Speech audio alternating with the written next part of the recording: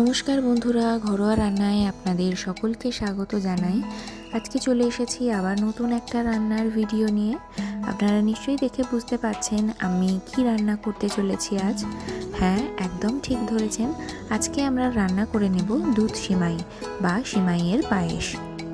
তো দেরি না করে চলুন ঝটপট শুরু করা যাক। প্রথমেই দেখুন আমি 1 লিটার দুধ নিয়ে নিয়েছি। দুধটাকে ফোটানোর জন্য আমি গ্যাসে বসিয়েও দিয়েছি।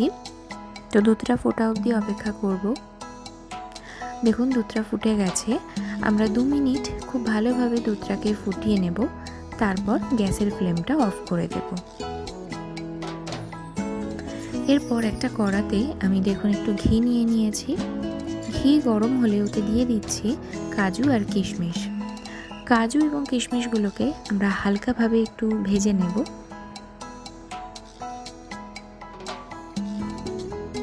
কাজু কিশমিশগুলো ভাজা হয়ে গেলে আমি আলাদা একটা প্লেটে তুলে রেখে দিচ্ছি। আর কড়াতে বাকি যে ঘিটা আছে তাতে আমরা দিয়ে দেব 2টো তেজপাতা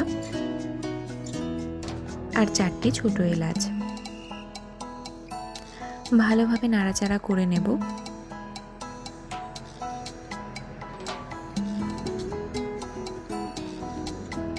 এরপর দিয়ে দিচ্ছি এতে সিমাই। আমি এখানে 100 গ্রাম সিমাই ব্যবহার করেছি। সিমাইটাকেও খুব ভালোভাবে ভাজতে হবে।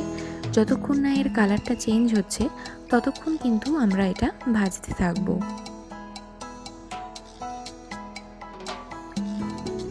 দেখুন এর কালারটা কিন্তু লালচে হয়ে গেছে।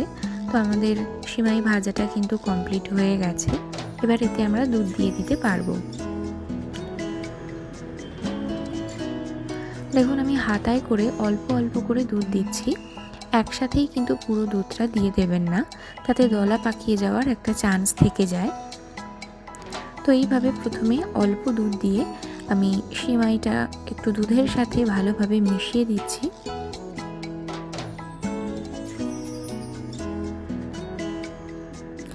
দেখুন এইভাবে সিমাইটাকে নাড়াচাড়া করে মিশিয়ে দিতে হবে দুধের সাথে।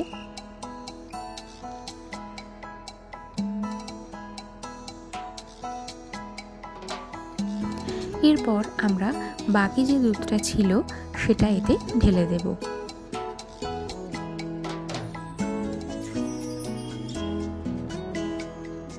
খুন্তির সাহায্যে একটু ভালোভাবে নাড়াচাড়া করে দিতে হবে যাতে তলায় ধরে না যায়। এই দুধটাকে আমরা এখন 5 থেকে 7 মিনিট ফোটাবো, তাতে দুধটাও ফুটে অনেকটা ঘন হয়ে যাবে আর সিমাইটাও সেদ্ধ হয়ে যাবে।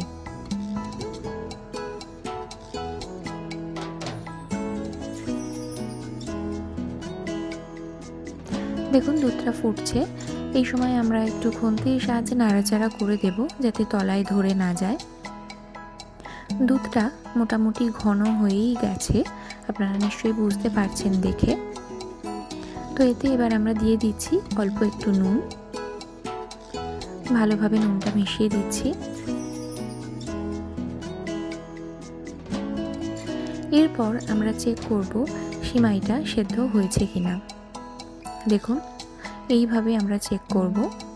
প্রথমে একটা সিমাইকে এইভাবে আঙুলে নিয়ে টিপে দেখব, যদি সিমাইটা ভেঙে যায় তাহলে কিন্তু এটা সেদ্ধ হয়ে গেছে। সিমাই সেদ্ধ হয়ে গেছে। এবার আমরা এতে চিনি দিয়ে দিতে পারবো। সেদ্ধ না হলে কিন্তু চিনি দেওয়া যাবে না, কারণ আগে চিনি দিয়ে দিলে সিমাই কিন্তু আর সেদ্ধ হবে না। আমরা এখানে দেখুন 150 থেকে 200 গ্রামের মতো চিনি ব্যবহার করেছি। যেহেতু 1 লিটার দুধ এবং 100 গ্রাম সিমাই, তাই 150 থেকে 200 গ্রাম চিনি দিতে হবে। চিনিটাকে ভালোভাবে মিশিয়ে দিচ্ছি।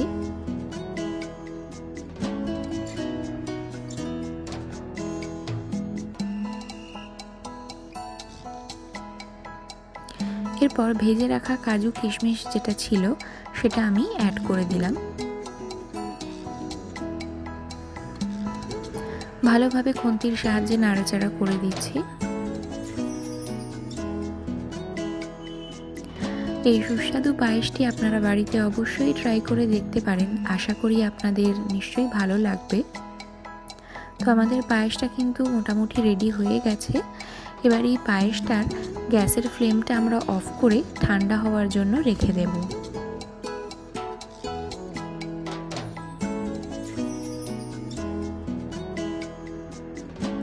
পায়েস ঠান্ডা হয়ে গেছে, এবার আমরা এটাকে পরিবেশন করতে পারবো। দেখুন কত সুন্দর একটা টেক্সচার এসেছে। তো আমরা এটা পরিবেশন করছি সিমাইয়ের পায়েসটা, এবং গার্নিশের জন্য ওপর থেকে একটু আমন্ডের কুচি দিয়ে দিচ্ছি। তো আমার এই ভিডিওটা আপনাদের কেমন লাগলো সেটা অবশ্যই আমাকে কমেন্ট করে জানাবেন। যদি ভালো লেগে থাকে তাহলে অবশ্যই লাইক এবং শেয়ার করবেন। আর আমার চ্যানেলে যদি নতুন ভিজিট করেন তাহলে আমার চ্যানেলটি সাবস্ক্রাইব করতে ভুলবেন না যেন। ভালো থাকবেন, ধন্যবাদ।